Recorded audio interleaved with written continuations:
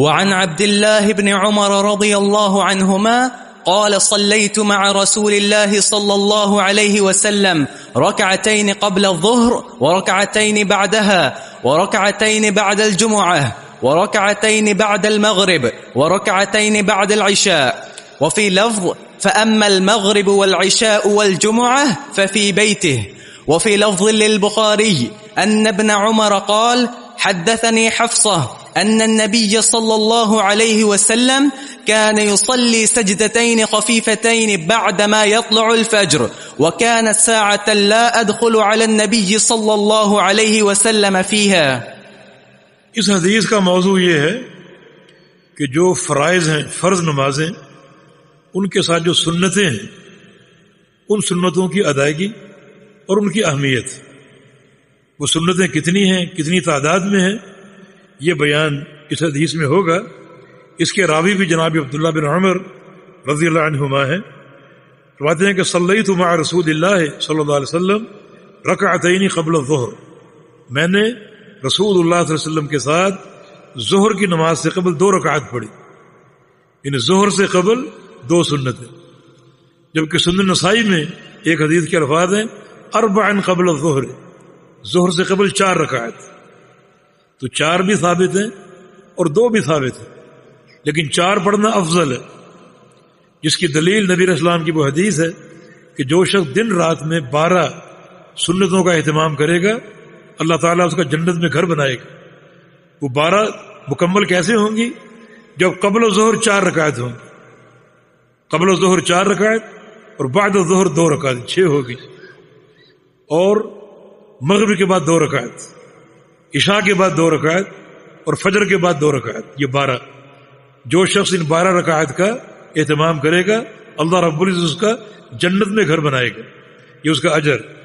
یہاں صحیح بخاری کی حدیث میں ظہر سے قبل 2 رکعت ہے، سنن نسائی میں 4 رکعت. یہ تعارض نہیں ہے، 4 بھی جائز ہے، 2 بھی جائز ہے، لیکن 4 زیادہ افضل ہیں اس حدیث کے پیش نظر جو آپ کو سنائی. رکعتین بعدها، اور 2 رکعت ظہر کے بعد، رکعتین بعد الجمعہ، اور جمعے کے بعد 2 رکعت، جمعے کے بعد 2 رکعت. یہ جب آپ گھر میں جا کر ادا کریں، یہ نبی علیہ السلام کی سنت تھی. جمعے کی سنتیں آپ گھر میں ادا کرتے اور 2 رکعت پڑھتے.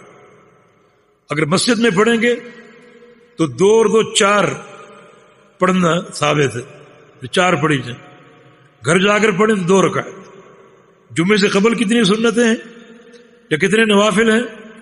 جمعے سے قبل کے نوافل یا سنتیں ان کی تعداد محصور نہیں ہے، کوئی تعداد ثابت نہیں ہے، کیونکہ صحیح بخاری کی حدیث کے مطابق ثم صلی ما قدر له، ثم صلی ما قدر له، کہ مسجد میں جلدی آ جائے اور پھر وہ نماز پڑھے کتنی، جتنی اس کے مقدر میں، جو اللہ اس کو توفیق دے.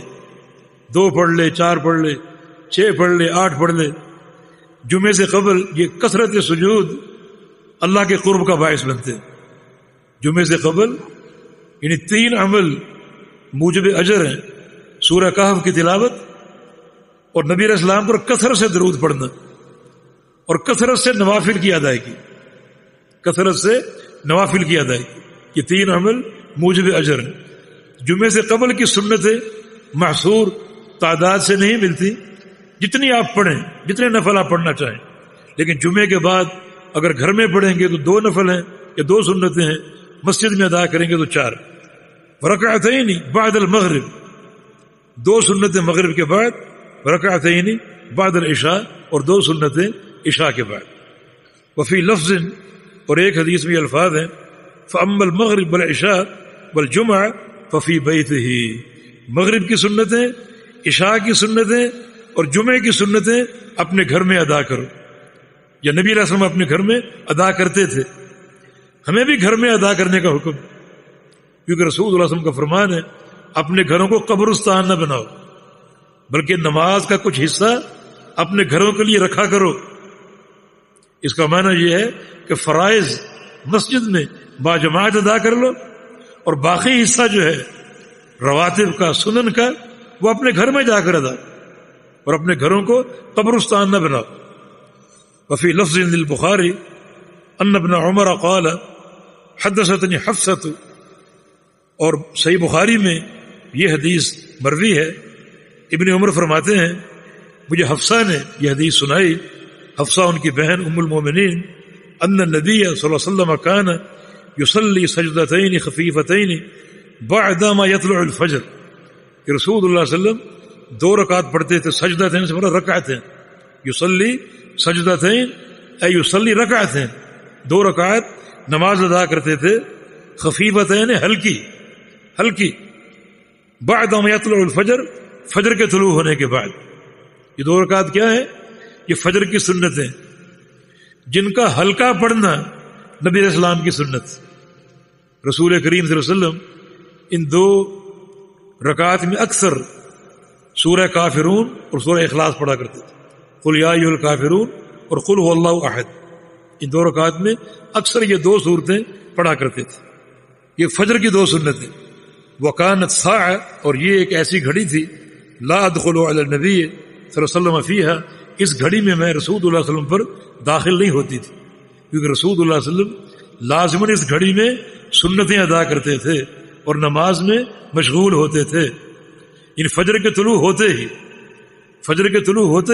آپ صلی اللہ علیہ وسلم یہ 2 سنتیں فجر کی ادا کیا کرتے تھے، اور ان کا ہلکا پڑھنا مطلوب ہے۔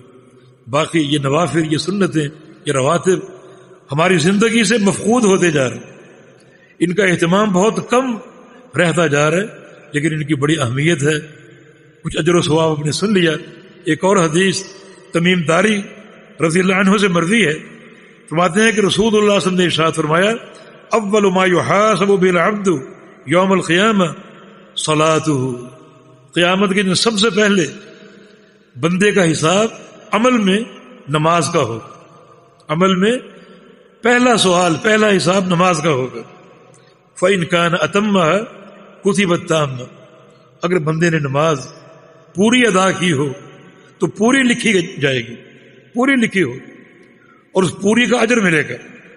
وإن لم يكن أتمها، اور اگر مکمل ادا نہیں ہوئی، اس میں کوئی کمی رہ گئی، کوئی نقص رہ گیا، خشوع میں کمی، حضور قلبی میں کمی، کوئی کمی رہ گئی ہو، تو قال اللہ تعالی للملائکہ، تو اللہ فرشتوں سے کہتا ہے انظروا هل تجدون لعبدی من تطوع، میرے فرشتوں دیکھو میرے بندے کے کچھ نوافل ہیں، کچھ سنتیں ہیں، رواتب ہیں، میرے بندے نے کچھ نفل ادا کر رکھے ہیں، اگر کچھ نوافل ہیں، رواتب ہیں، تو ان نوافل سے فرائض کی کمی کو پورا کر دو۔ ہم میں سے کون یہ دعویٰ کرے گا کہ میرے فرائض پورے ہیں؟ کسی میں ہے ہمت یا طاقت کہ میرے فرائض پورے ہیں؟ ہر لحاظ سے کوئی نہ کوئی کمی باقی رہ جاتی ہے، اس کمی کا ازالہ، اس کمی کا جبر جو ہے وہ نوافل اور رواتب کے ذریعے۔ تو یہ رواتب انتہائی اہمیت کے حامل ہیں اور ان کو ادا کرنا چاہیے۔ ایک حدیث میں رسول اللہ صلی اللہ علیہ وسلم نے فرمایا کہ اللہ فرماتا ہے کہ میرا بندہ نوافل ادا کرتے کرتے میرے قریب آتا جاتا ہے حتی احبہ، حتیٰ کہ میں اس کو اپنا محبوب بنا لیتا ہوں، اور جب میں اس کو محبوب بنا لیتا ہوں تو کنت سمعہ الذی یسمع بہ وبصرہ الذی یبصر بہ، تو میں اس کے کان بنتا ہوں جس کا وہ سنتا ہے، اور آنکھیں بن جاتا ہوں جس کے ساتھ وہ دیکھتا ہے۔ یہ محبت اللہ کی کیوں پیدا ہوئی؟ کہ بندے نے کثرت سے نوافل کا اہتمام کیا۔ جس صحابی نے کہا تھا کہ میں جنت میں آپ کی رفاقت چاہتا ہوں، تو رسول اللہ صلی اللہ علیہ وسلم نے فرمایا تھا اعنی علی نفسک بکثرۃ السجود، اگر یہ مقام چاہیے تو تمہیں کثرت سے سجدے کرنے پڑیں گے، یعنی نوافل کا اہتمام کرنا پڑے گا۔ اللہ پاک توفیق عطا فرمائے۔ جی